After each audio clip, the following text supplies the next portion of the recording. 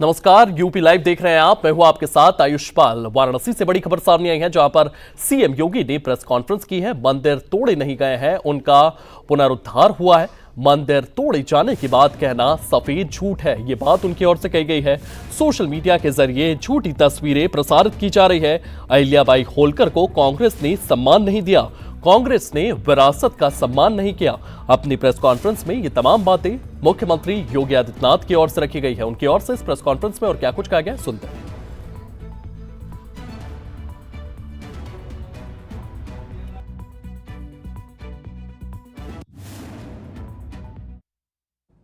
और 2023 तक लगातार 2021 तक लगातार उनके द्वारा साजिशें होती रही, लगातार साजिशें होती रही। यानी उन्होंने वह भी कृत्य किए थे कि किसी वर्कशॉप में जहां मूर्तियां बनती हैं, वहां टूटे हुए मूर्ति के अवशेषों को ला करके एक जगह इकट्ठा करके फिर सोशल मीडिया प्लेटफॉर्म के माध्यम से इसको वायरल करके बदनाम करने का काम हुआ था। याद करिए, काशी विश्वनाथ धाम बनने के बाद यह कहना कि मंदिर तोड़े गए सरासर गलत है। इससे ज्यादा सफेद झूठ कोई नहीं हो सकता। उन मंदिरों का पुनरुद्धार हुआ है, नए सिरे से वे मंदिर वहां पर उसी रूप में खड़े हैं। हां, पहले जीर्ण शीर्ण हालत में थे, आज उसको उसी स्थल पर उन मंदिरों को पुनरुद्धार करने का काम किया। काशी में आप याद करिए, 100 वर्ष पहले माता अन्नपूर्णा की मूर्ति यहां से चोरी करके यूरोप पहुंचा दी गई थी। प्रधानमंत्री जी के प्रयास से वो मूर्ति वापस काशी में वापस आई है और बाबा विश्वनाथ धाम में उसकी स्थापना हुई। आखिर ये प्रयास 1947 से लेकर के लगातार कांग्रेस की सरकारें 14 तक कमोवेश ज्यादा समय थी, क्यों नहीं उन्होंने इस दौरान ये प्रयास किए? क्योंकि उन्हें भारत की विरासत के प्रति सम्मान का भाव नहीं था। वैसे ही सम्मान का भाव नहीं था, वैसे ही उनको इन सब कार्यों से एक प्रकार से इस विरासत के प्रति सम्मान से उन्हें परहेज था। तुष्टीकरण की राह के माध्यम से भारत की आस्था को अपमानित करने वाली कांग्रेस कभी भी भारत की विरासत का सम्मान नहीं कर सकती है, और उन्होंने यही किया। वे लगातार अपमानित करते थे। उन्होंने कोई प्रयास नहीं किया माता अन्नपूर्णा की मूर्ति को वापस लाने का, कभी नहीं प्रयास किया। हां, जब द्वादश ज्योतिर्लिंग में प्रथम ज्योतिर्लिंग भगवान सोमनाथ के मंदिर के पुनरुद्धार के कार्यक्रम को लौह पुरुष सरदार वल्लभ भाई पटेल ने आगे बढ़ाने का संकल्प लिया था, तत्कालीन कांग्रेस प्रमुख के रूप में,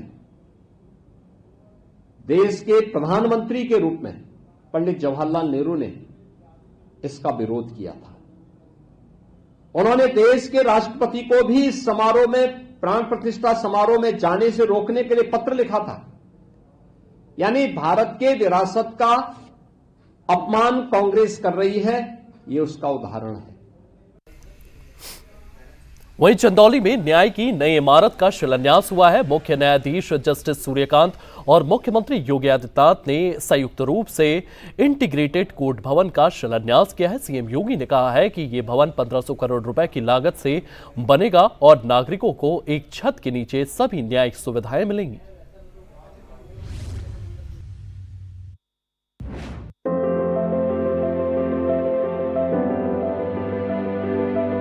चंदौली में आज का दिन ऐतिहासिक रहा। मुख्य न्यायाधीश जस्टिस सूर्यकांत और मुख्यमंत्री योगी आदित्यनाथ ने इंटीग्रेटेड कोर्ट भवन का शिलान्यास किया। सीएम योगी ने कहा कि यह 1500 करोड़ रुपए की लागत से बनेगा, नागरिकों को सुविधा मिलेगी।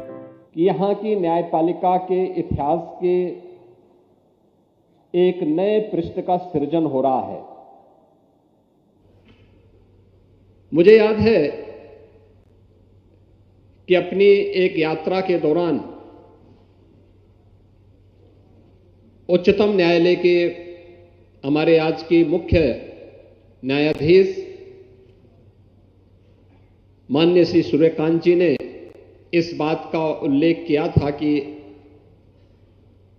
न्याय सहजता के साथ प्रत्येक नागरिक को उपलब्ध हो सके, इसके लिए आवश्यक है कि कुछ ऐसे मॉडल बनने चाहिए जो इंटीग्रेटेड हो, एक छत के नीचे हो। हम सब इस बात को जानते हैं कि आदरणीय प्रधानमंत्री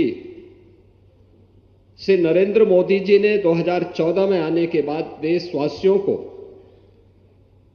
ईज ऑफ डूइंग बिजनेस और ईज ऑफ लिविंग के लक्ष्य को प्राप्त करने के लिए तमाम प्रकार के रिफॉर्म किए। इंफ्रास्ट्रक्चर को देश के अंदर अत्याधुनिक बनाने की दिशा में कदम बढ़ाए। सीएम योगी ने कहा कि अप्रैल 2027 तक यह कोर्ट परिसर बनकर तैयार हो जाएगा। हर नागरिक को न्याय मिलेगा। यूपी में पहले से ही शामली, औरैया, हाथरस, महोबा और अमेठी में ऐसे इंटीग्रेटेड कोर्ट भवन बन चुके हैं। अब चंदौली में भी आधुनिक न्याय व्यवस्था का नया अध्याय शुरू हो रहा है। और प्रयागराज के उस कार्यक्रम में जब आज के मुख्य न्यायाधीश महोदय ने इस बात के लिए कि कोर्ट कॉम्प्लेक्स भी इंटीग्रेटेड होना चाहिए, हम लोगों ने उत्तर प्रदेश के अंदर कार्य करना प्रारंभ किया। और मैं धन्यवाद दूंगा कि इलाहाबाद उच्च न्यायालय के हमारे मुख्य न्यायाधीश महोदय ने, इससे पहले इलाहाबाद उच्च न्यायालय के मुख्य न्यायाधीश के रूप में माननीय श्री बिंदल जी ने इस दिशा में पूरा सकारात्मक सहयोग किया। और उत्तर प्रदेश सरकार ने एक साथ उन 10 जनपदों में जहां पर अभी तक स्वयं के डिस्ट्रिक्ट कोर्ट नहीं बन पाए थे, उनको एक साथ अपनी स्वीकृति दी कि यहां पे इंटीग्रेटेड कोर्ट कॉम्प्लेक्स बनने चाहिए। मुझे प्रसन्नता है कि आज हम लोगों ने, उत्तर प्रदेश सरकार ने पहले चरण में 6 जिन जनपदों में चंदौली भी है, इस चंदौली जनपद समेत 6 जनपदों का धनराशि अवमुक्त कर दिया है और ये पैसा जा चुका है, डिजाइन अप्रूव हो चुकी है, सारी औपचारिकताएं पूर्ण हो चुकी हैं। इस भवन के निर्माण परियोजना से लोगों तक आसानी से न्याय पहुंचाने में मदद करेगा। कार्यक्रम में बड़ी संख्या में अधिवक्ता, अधिकारी और जनप्रतिनिधि मौजूद रहे। एक छत के नीचे कोर्ट कॉम्प्लेक्स तो है ही, अधिवक्ताओं के लिए भी अच्छे चेंबर बनेंगे, न्यायिक अधिकारियों के लिए आवासीय सुविधा भी रहेगी और स्पोर्ट्स की सुविधा भी रहेगी, पार्किंग की सुविधा भी रहेगी, तो कैंटीन की सुविधा भी रहेगी। अब ऐसा नहीं होगा कि न्याय के लिए लड़ने वाले, जूझने वाले हमारे अधिवक्ता स्वयं दिन की रोशनी में, जब उनके चेंबर में कोई वादी जाता था, वादकारी जाता था, तो उसको दिन में ही चेंबर से सूरज के दर्शन होते हुए दिखाई देते थे। टूटे हुए चेंबर नहीं, बल्कि एक अच्छा हाई राइज बिल्डिंग में उनके लिए भी बेहतर चेंबर की व्यवस्था इस कैंपस में हम लोग देने जा रहे हैं। और ये सुविधा एक साथ यहां पर माननीय मुख्य न्यायाधीश की प्रेरणा से आज उत्तर प्रदेश के अंदर 6 जनपदों में यह सुविधा उपलब्ध हो रही है, जिनमें चंदौली है, महोबा है, अमेठी है, शामली है, हाथरस है और औरैया है। ये परियोजना न सिर्फ न्याय व्यवस्था को मजबूत करेगी, बल्कि स्थानीय स्तर पर रोजगार और निर्माण कार्यों को भी बढ़ावा देगी। यूपी में न्याय और विकास साथ साथ चल रहे हैं। हम लोगों का इस बात को मानना है कि लोकतंत्र की सशक्तिकरण के लिए अत्यंत आवश्यक है कि हमारी न्यायपालिका उतनी ही सशक्त हो। एक कॉमन मैन को जितनी सहजता के साथ, सरलता के साथ न्याय प्राप्त हो, उतना ही उनके पास अच्छा इंफ्रास्ट्रक्चर होना भी आवश्यक है। और मुझे बताते हुए प्रसन्नता है कि उत्तर प्रदेश सरकार के पास न्यायिक व्यवस्था से जुड़े हुए कोई भी कार्य जब आते हैं, उसे पूरा होने में कोई देर नहीं लगती हमारे पास इन कार्यों के लिए। क्योंकि अगर हमें सुशासन के लक्ष्य को प्राप्त करना है तो हमें न्यायिक सुविधाओं को भी और सुदृढ़ करने के लिए और सुविधा संपन्न बनाने के लिए अपना पूरा योगदान देने में कोई कोताही नहीं बरतनी चाहिए। और मुझे प्रसन्नता है कि उत्तर प्रदेश इस दिशा में बेहतरीन दिशा में आगे बढ़ चुका है। मैं आज के इस शिलान्यास कार्यक्रम के अवसर पर इन 6 जनपदों के साथ ही उत्तर प्रदेश के अन्य जनपदों में, जहां अभी प्रयागराज, अभी वाराणसी के बारे में भी हमारे उच्चतम न्यायालय के वरिष्ठ न्यायमूर्ति माननीय श्री विक्रम नाथ जी ने इस बात का उल्लेख किया कि वाराणसी में हम लोग तो हर जनपद में चाहते हैं कि हर जनपद में इस प्रकार के कोर्ट कॉम्प्लेक्स बने। चंदौली में इंटीग्रेटेड कोर्ट भवन का शिलान्यास सीजेआई सूर्यकांत और सीएम योगी की मौजूदगी में नए शुरुआत के साथ हुई। 1500 करोड़ का यह प्रोजेक्ट हर नागरिक तक न्याय पहुंचाएगा। अप्रैल 2027 तक न्याय का नया अध्याय तैयार होगा। ब्यूरो रिपोर्ट, सूर्य समाचार। तेज रफ्तार भरी जिंदगी, बढ़ता तनाव और उलझनों से भरा मन, आज इंसान समाधान खोज रहा है। ऐसे समय में कथा केवल धार्मिक अनुष्ठान नहीं बल्कि मानसिक शांति और जीवन को दिशा देने का माध्यम बन रही है। जो लोग कहते हैं कि क्या धर्म से रोजगार मिलता है, व्यापार चलता है, उन्हें ये रिपोर्ट जरूर देखना चाहिए।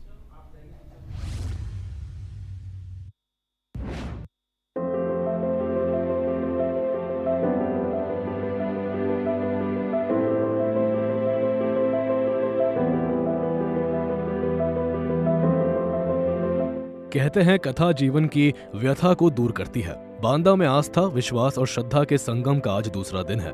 बांदा की धरती पर आस्था का महाकुंभ लगा है। जो लोग कहते हैं कि क्या धर्म से रोजगार और व्यापार चलता है, तो उन्हें आकर जरूर बांदा में ये देखना चाहिए। सड़कों पर, चौराहों पर, गलियों में बैठे ये हजारों लोग अपनी जीविका इसी कथा के सहारे चला रहे हैं, अपने परिवार को आगे बढ़ा रहे हैं। बुंदेलखंड का एक छोटा सा क्षेत्र बांदा, जहां पहली बार प्रवीण सिंह के विशेष प्रयास से लोगों को कथा श्रवण का ये अनुपम लाभ मिल रहा है। यहाँ की हवा में कथा के जयकारे घुल गए हैं। उत्तर प्रदेश के बांदा में आस्था के महाकुंभ का आज दूसरा दिन, आज यानी कि 17 तारीख को श्री हनुमंत कथा का दूसरा दिन है, जिसके मद्देनजर सिक्योरिटी के पुख्ता इंतजाम आप खुद अपनी टीवी स्क्रीनों पर देख सकते हैं। जिस जगह हम यहाँ पर मौजूद हैं, इसको बांदा बाईपास चौक कहा जाता है और यहाँ पर सिक्योरिटी के पूरे पुख्ता इंतजाम किए गए हैं। तमाम पुलिसकर्मी, सुरक्षा बल यहाँ मौके पर मौजूद हैं, ताकि जो भक्तजन देश के अलग अलग कोनों से यहाँ पर आ रहे हैं, श्री बागेश्वर धाम को सुनने आ रहे हैं, हनुमंत कथा को सुनने आ रहे हैं, उनको किसी भी तरीके की दिक्कत और परेशानी का सामना ना करना पड़े, इसके लिए यूपी पुलिस मौके पर तैनात है और किसी भी तरीके की कोई भी गलती यहां पर बर्दाश्त नहीं करी जाएगी। जो लोग सुरक्षा व्यवस्था को भंग करने का प्रयास करते हैं, उसके लिए ये तमाम पुलिसकर्मी देख पा रहे हैं, वो मौके पर तैनात हैं। सुरक्षा व्यवस्था के पूरे आपको बता दें कि जो लोग अंदर भगवत को सुनने जा रहे हैं, जो अंदर श्री हनुमंत कथा को सुनने जा रहे हैं, उनके लिए सुरक्षा के पूरे इंतजामात किए गए हैं। अंदर आपको बता दें कि सीसीटीवी से पूरी तरीके से इलाके को लैस कर दिया गया और ये जो तमाम पुलिसकर्मी यहाँ पर मौजूद हैं, ये आम जनता के लिए मौजूद हैं, उन तमाम भक्तों के लिए मौजूद हैं जो देश के अलग अलग कोनों से यहाँ पहुँचेंगे, श्री हनुमंत कथा को सुनेंगे। और कल यानी कि 18 तारीख को जब श्री बागेश्वर धाम का दिव्य दरबार लगेगा, बाबा यहाँ पर बैठेंगे अपने दिव्य दरबार में, तमाम भक्तों से बात करेंगे, तमाम भक्तों की समस्याओं, परेशानियों का निवारण करेंगे। उसके लिए ये तमाम पुलिसकर्मी यहाँ पर मौजूद है। इस रास्ते को पूरी तरीके से गाड़ियों के लिए बंद कर दिया गया। आप देख सकते हैं कि गाड़ियों को यहाँ से आगे जाने की इजाजत नहीं दी जा रही है किसी भी तरीके से। जो तमाम पुलिसकर्मी आप देख पा रहे हैं, ये गाड़ियों को नहीं जाने दे रहे हैं। जो जरूरी सामान या जो अंदर का सामान है, केवल वही जाने की इजाजत यहाँ पर दी जा रही है और पूरी तरीके से हर एक गाड़ी को यहाँ पर रोका जा रहा है। किसी भी तरीके से इन लोगों को अंदर जाने की एंट्री नहीं है। जिन लोगों को श्री भगवत गीता को, जिस लोगों को यहाँ पे हनुमंत कथा को सुनना है, वो लोग यहाँ से पैदल जाएंगे। चूंकि यहाँ पर आगे जो पार्किंग है वो पीछे बनाई गई है और सुरक्षा व्यवस्था के मद्देनजर यहाँ से कोई भी गाड़ी अंदर जाने की इजाजत नहीं दी जा रही। यहाँ की गलियां सुबह से शाम तक राम नाम के धुन से गूंज रही है। एक तरफ जहाँ भक्त कथा सुनकर मन की पीड़ा भूल जाते हैं, वहीं दूसरी तरफ ये प्रसाद बेचने वाले, फूल माला वाले, चाय पान की दुकानें लगाने वाले सब इसी भक्ति के सहारे अपना परिवार पाल रहे हैं। को लग रहा था कि पहले यहाँ बांदा में पहले कभी ऐसी कथा हुई? अरे बांदा में चमत्कारी हो गई, हाँ जय जयकारी हो गई। अब हम अब आज तक के भाई ऐसा नहीं भाया, अब भा है अब। हाँ बुंदेलखंड की ये धरती जहाँ कभी सूखे और गरीबी की वजह से पलायन होता था, आज कथा के जरिए यहाँ के लोग अपने गांव में ही आत्मनिर्भर बन रहे हैं। प्रवीण सिंह के प्रयास ने न सिर्फ आस्था का दीप जलाया, बांदा में चला ये आस्था का महाकुंभ न केवल मन को शांति दे रहा है बल्कि रोजगार और आत्मसम्मान की नई किरण भी बिखेर रहा है। बांदा से संदीप मिश्र की रिपोर्ट, सूर्य समाचार। वहीं गोंडा में जिला मजिस्ट्रेट प्रियंका निरंजन ने मेडिकल कॉलेज के नए भवन का निरीक्षण किया है। निरीक्षण के दौरान उन्होंने मेडिकल कॉलेज के प्रिंसिपल को फटकार लगाई है। साथ ही पुराने भवन से अस्पताल के वार्डों को तुरंत नए भवन में स्थानांतरित करने के सख्त निर्देश उनकी ओर से दिए गए।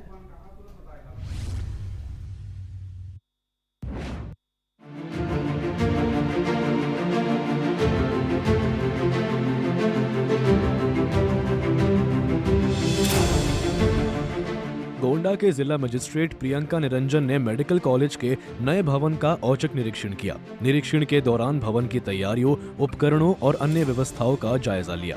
डीएम ने पाया कि नया भवन पूरी तरह तैयार है, लेकिन पुराने भवन में ही मरीजों के वार्ड चल रहे हैं।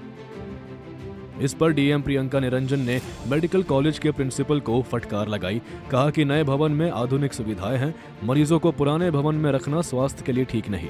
उन्होंने प्रिंसिपल को तुरंत पुराने वार्डों को नए भवन में शिफ्ट करने के सख्त निर्देश दिए, साथ ही समय सीमा भी तय कर दी। मेडिकल कॉलेज में जो डिस्ट्रिक्ट हॉस्पिटल है उसकी बिल्डिंग थोड़ी पुरानी हो चुकी है और इसके साथ ही हमारा 7 फ्लोर की 200 बेड की एक नई आधुनिक बिल्डिंग बनाई गई है, जिसमें 7 मॉड्यूलर ओटीज भी हैं और उसके साथ हमारे वार्ड्स हैं और सभी डॉक्टर्स की पर्याप्त बैठने की व्यवस्था है। तो पुरानी बिल्डिंग से नई बिल्डिंग में हमारे प्राचार्य मेडिकल कॉलेज को निर्देशित किया गया है कि यथाशीघ्र जो भी आपकी आवश्यक प्रोसीजर है उनको आप पूरा करके इसको तुरंत शिफ्ट कराएं, ताकि मरीजों को किसी प्रकार की असुविधा ना हो और उन्हें पूरी सुविधाओं के साथ जो शासन की प्राथमिकता और सरकार के द्वारा जो सुविधाएं उनको उपलब्ध कराई जा रही हैं उनका लाभ उन्हें मिल सके। पुरानी बिल्डिंग में कोई दिक्कत हो रही थी, लोगों को परेशानी? हाँ, पुरानी बिल्डिंग में स्पेस भी कम है और इसके साथ ही उसमें रेनोवेशन की जरूरत है, तो उसको हम 15 दिन के अंदर टाइमलाइन फिक्स कर दी गई है शिफ्ट कराकर, और पुरानी बिल्डिंग में रेनोवेशन की प्रक्रिया शुरू करेंगे। निरीक्षण के दौरान डीएम ने अस्पताल के डॉक्टरों और स्टाफ से भी बातचीत की। कहा कि नए भवन में मरीजों को बेहतर इलाज और सुविधाएं मिलेंगी।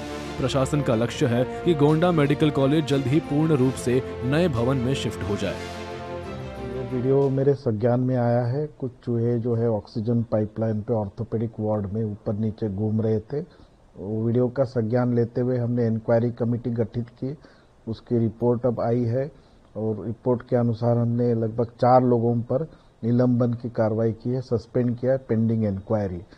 तो इसमें वार्ड इंचार्ज जो है प्रतिभा यादव और अन्य 3 लोग हैं, इसमें 2 नर्सेस है और 1 वार्ड बॉय है। इन पर कार्रवाई हुई है और जैसे इंक्वायरी कंप्लीट हो जाएगी और डिटेल में, तो इसमें हम जो तथ्य सामने आएंगे उसके अनुसार उन पर कार्रवाई करेंगे। वार्ड शिफ्ट करने के लिए भी कार्रवाई होगी? इसमें नई बिल्डिंग हमारी बनके तैयार है, तो लगभग 15 से 20 दिनों में हम पहले ओपीडी और फिर वहाँ पे वार्ड हम शिफ्ट करेंगे। डीएम मैडम ने आज निरीक्षण किया है। मैडम का भी उन्होंने भी निर्देश दिया है कि आप नई बिल्डिंग में शिफ्ट हो। डीएम ने अस्पताल प्रशासन को चेतावनी दी कि कोई लापरवाही बर्दाश्त नहीं की जाएगी। मरीजों की सुविधा और स्वास्थ्य सेवा को सर्वोच्च प्राथमिकता दी जाएगी। गोंडा में डीएम प्रियंका निरंजन की सख्ती मेडिकल कॉलेजों को नए भवन में पूरी तरह शिफ्ट करने की दिशा में तेज कदम साबित होगी। मरीजों को बेहतर स्वास्थ्य सेवाएं मिलेंगी। प्रशासनिक निगरानी और तेजी से काम किया जा रहा है। ब्यूरो रिपोर्ट, सूर्य समाचार।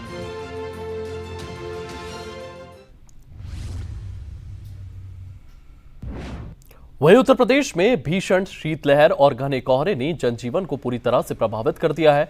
लखनऊ, अयोध्या, गाजियाबाद और मुरादाबाद में सुबह से विजिबिलिटी बेहद कम बताई जा रही है।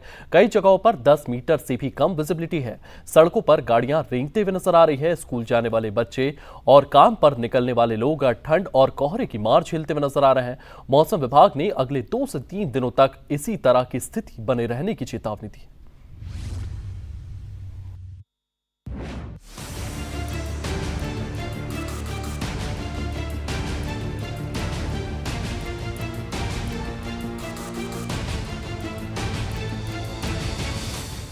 उत्तर प्रदेश में भीषण शीतलहर और घने कोहरे ने जनजीवन को पूरी तरह प्रभावित कर दिया है। लखनऊ में सुबह से घना कोहरा छाया रहा। विजिबिलिटी इतनी कम हो गई कि सामने 50 से 100 मीटर तक भी साफ नहीं दिख रहा था। सड़कों पर वाहन धीमी रफ्तार से चल रहे हैं। स्कूली बच्चे और ऑफिस जाने वाले लोग गर्म कपड़ों में लिपटे नजर आए। ठंड के साथ साथ कोहरे ने परेशानी दोगुनी कर दी है। अयोध्या में भी घना कोहरा छाया हुआ है।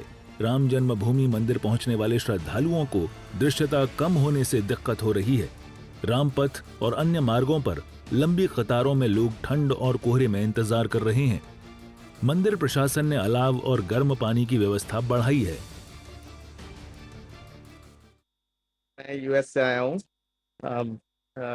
मैं I came with my brother and his family, and then we visited here in Ram Mandir, Ram Janmabhoomi. It was great to see all the architecture as well as the Mandir Pratishtha, Ram Lila, Ram Lalla Bhagwan is the statue, and all this is very good. And the face of the Ram Bhagwan is really attracting everyone. So I feel pleasure and great that we have a very good time here and a religious time, and we went couple of another places, Hanuman Gadi and Saryu Ghat, where we did the Aarti. It was really a great event for us. और शनिवार की सुबह को हमें बहुत ठंड पड़ रही है अयोध्या में, और काफी ठंड के मौसम में काफी कोहरा है, बट प्रभु श्री राम की इच्छा के अनुसार आज हम आरती, सुबह की आरती करके आए हैं। हमारा जीवन धन्य हो गया है। ये आरती भव्य आरती और भव्य रामलला जी के दर्शन हुए। हम अचंभित है। हम आज भी अभी भी हमारा बदन पूरा कांप रहा है इस भव्य दर्शन से। हम बहुत बहुत बहुत प्रसन्न हुए हैं। हम कनाडा से आए हैं और हमको पता भी नहीं था कि इतना हमारा नसीब चमक जाएगा और ये दर्शन होंगे। हम धन्य हैं, धन्य हैं। कैसा लगा रामनगरी अयोध्या? यहाँ की ठंड कैसी लगी? मंदिर का स्ट्रक्चर कैसे? क्या बताऊं मैं आपको, मुंह से शब्द नहीं निकल रहे। इतना भव्य मंदिर बनाया है कि क्या कलाकृति है। आरस पान की पूरा मंदिर और सब बिल्डिंग्स जो बनाई है बहुत बढ़िया है। मैंने इस तरह का काम कभी देखा नहीं आज तक अपनी पूरी जिंदगी में। क्या नाम? हम मंदिर राम जन्मभूमि में आए हैं और दर्शन किए भगवान राम के। बहुत अपने आप को भाग्यशाली मानते हैं कि हमें दर्शन भगवान की आरती देखने को मिली, जबकि यहाँ इतना कोहरा है, इतनी ठंडक है, और हम पूरा सब कपड़े पहन के, गर्म कपड़े पहन के भगवान के दर्शन करने आए हैं क्योंकि भगवान ने बुलाया है। तो बहुत अच्छा लगा आके। हम कनाडा से आए हैं, तो इतनी दूर आने का हमारा जो सफर था वो कामयाब हुआ। गाजियाबाद में शीतलहर और घने कोहरे ने शहर को पूरी तरह घेर लिया। कई जगह विजिबिलिटी 10 मीटर से भी कम हो गई। लोगों को सामने दिखाई देने में परेशानी हो रही है। वाहन चालकों को हेडलाइट और फॉग लाइट जलाकर धीमी गति से चलना पड़ रहा है। मुरादाबाद में भी कोहरा और शीतलहर का दोहरा प्रकोप है। सुबह से ही सड़कों पर गाड़ियां रेंगते हुए चलती नजर आईं। स्कूल कॉलेज जाने वाले छात्र और काम पर निकलने वाले लोग ठंड से ठिठुरते दिखे। मौसम विभाग ने कहा कि अगले कुछ दिनों तक ठंड और कोहरा जारी रहेगा। माननीय मुख्यमंत्री जी के जो दिशा निर्देश थे और जो शासन के दिशा निर्देश हैं, उनके क्रम में नगर निगम मुरादाबाद द्वारा निरंतर अच्छी सुविधाएं दी जा रही हैं। पहले भी हम इस पे इंस्पेक्शन करते रहे हैं। डीएम सर के द्वारा भी इस पे लगातार निरीक्षण किया गया संयुक्त रूप से। आज भी मेरे द्वारा और अपर नगर आयुक्त के द्वारा औचक निरीक्षण अभी किया गया है, और चूंकि कल परीक्षा भी है, इसके मद्देनजर जो है मेरे द्वारा यहाँ पर जो हमारे रैन बसेरे बस स्टेशन और रेलवे स्टेशन के पास है, उनका निरीक्षण किया गया और लगभग सारी सुविधाएं सही पाई गई हैं। क्योंकि आज काफी तादाद में परीक्षार्थी हैं, तो बेड कम है, लेकिन हमने कंबल और गद्दों की व्यवस्था की है ताकि ठंड में कोई बाहर परीक्षार्थी ना रहे। और साथ ही सारे ही रैन बसेरों के सामने भी अलाव जलाए गए हैं। ठंड से बचाव के सारे प्रबंध किए गए हैं। साथ ही किसी भी अनहोनी को रोकने के लिए यहाँ पर परिचय पत्र, आधार या कम से कम पता नोट कराने के बाद ही प्रवेश दिया जा रहा है। कुल मिलाकर रैन बसेरों के संबंध में जो शासन के निर्देश हैं, उनका नगर निगम मुरादाबाद द्वारा पूरी सख्ती से अनुपालन कराया जा रहा है। आज बहुत ठंड है और कोहरा भी बहुत ज्यादा है आज। तो फिर कहाँ आके रुके थे यहाँ पे? मैं यहाँ पे रुका हूँ निःशुल्क रैन बसेरा में। तो कैसे अरेंजमेंट है यहाँ पे? बहुत अच्छे हैं, साफ सफाई है, कोई दिक्कत नहीं है, आराम से लेटे हुए हैं हम। तो कंबल अम्बल हीटर वगैरह सब है? हाँ, सारी चीजें हैं यहाँ पे, सभी को कंबल है और हीटर भी लगा हुआ है। ठंड बहुत ज्यादा है? जी बिल्कुल, बहुत ज्यादा है ठंड। तो बोले पूछा हमसे कि कहाँ का रहने वाले हो, तो हम बोले हमारा घर बिहार हुआ, जिला पटना हुआ। इधर तो हम फिर कल निकल जाएंगे बिहार सर।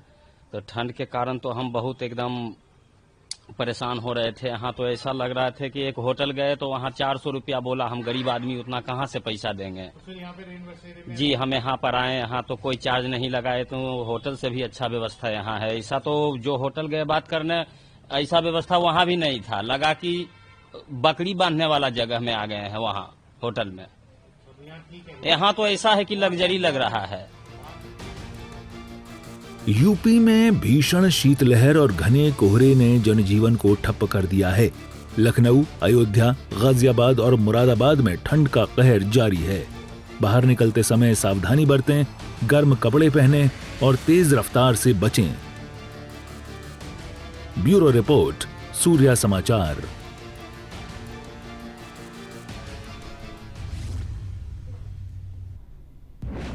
चलिए फिलहाल यूपी लाइव में इतना ही। आप बने रहिए सूर्य समाचार के साथ।